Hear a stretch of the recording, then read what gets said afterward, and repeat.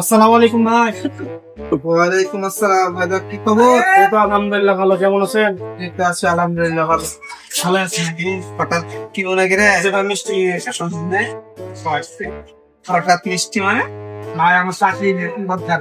আলহামদুলিল্লাহ। ভালো চাকরি যদি সরকারি হয় তাহলে ভালো, যদি ভালো জায়গায় হয় তো আরো ভালো।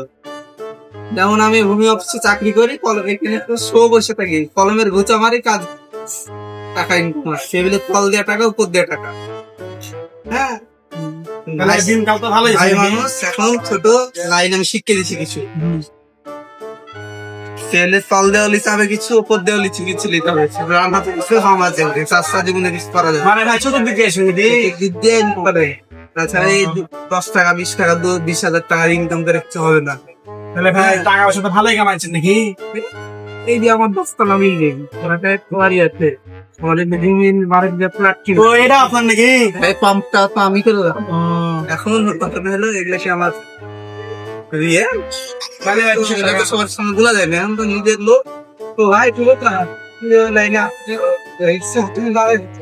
না, কেউ বড় লোক দিন আমার বাবা লাগে। নাম্বারই করলে মানে এটাই জানি যে ভাই- ছেলের কাছে ভালো থাকবে। তাহলে কি ভাই এটাকে সরকারি চাকরি বরকত নাকি? এতক্ষণ এটা লাইনে আরেকবার সকাল পাই যেতে এটা সরকার চাকরি বর্ত। হ্যাঁ, 2 নম্বরে না করলে বড় কিছু পাওয়া যায় না। তো যাক, সবকিছু ভালো, মিষ্টি এনেছি, খুব ভালো লাগলো। ঘটনা হলো মিষ্টি খাতে একটু মনে হয়েছিল, কারণ চাকরিটা কিসের হয়েছে ভাই দুটো পয়সা ইনকাম। तेरा क्या होगा कालिया? যাই বললাম, এগুলো কিন্তু সব রিয়েল না। আসলে এগুলো করা ঠিক না।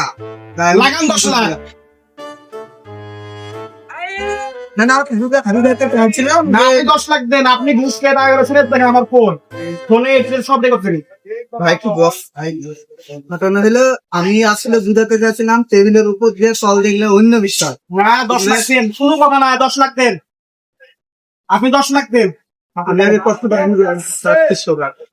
আমি বুঝতে চাচ্ছিলাম যে এক সপ্তাহে কোনো লাভ নাই, এগুলো গর্ত আমি কমে যায়। একটু কথাই শুনবো না, প্রমাণ আছে, সবকিছুই আছে। এখন আপনি আমাকে 10 লাখ দেন, আপনি যত কথা বলবেন তত বাড়বে। কেন যেগুলো সব দিতে ঠিক লাগ। বিশ্বাস করে দেন 20 লাখ।